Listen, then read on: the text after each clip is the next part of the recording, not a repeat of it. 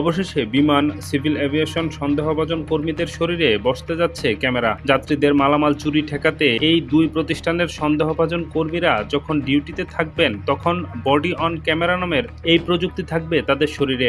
ইতিমধ্যে জাপান থেকে নেওয়া হয়েছে ১০০টি ক্যামেরা। প্রাথমিক অবস্থায় ১,০০০ ক্যামেরা দ্রুতই আসছে।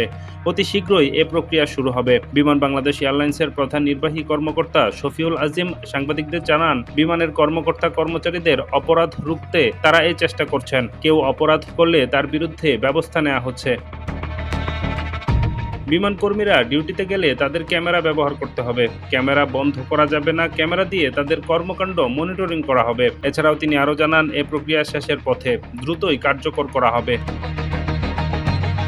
রাজধানীর শাহজালাল আন্তর্জাতিক বিমানবন্দর সহ দেশের সব বিমানবন্দরের কর্মচারীদের অপরাধ রুখতে তাদের শরীরে ক্যামেরা বসানোর পরিকল্পনা করা হয়েছে। কর্মচারীরা যখন ডিউটিতে যাবেন, তখন তাদের বুকে বসানো হবে ক্যামেরা। আপাতত ৮৮৫ জন কর্মচারীর জন্য ক্যামেরা কেনা হচ্ছে। এর মধ্যে জাপান থেকে ১০০ ক্যামেরা এনেছে বিমান বাংলাদেশ এয়ারলাইন্স। বিভিন্ন সময় সোনা, ডলার পাচার, লাকেজ কাটা, যাত্রী হয়রানি, মানব পাচারের সহায়তা সহ নানা অপরাধের অভিযোগ ওঠে কর্মীদের বিরুদ্ধে। মূলত এ ধরনের অপরাধ নিয়ন্ত্রণেই এমন উদ্যোগ নেওয়া হয়েছে।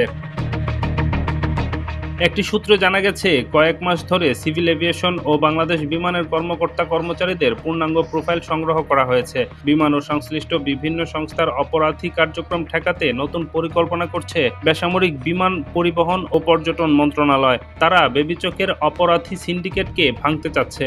এজন্য বিমানবন্দরে যারা মানব পাচার ও অন্যান্য অপরাধে জড়িত তাদের তালিকা করা হচ্ছে।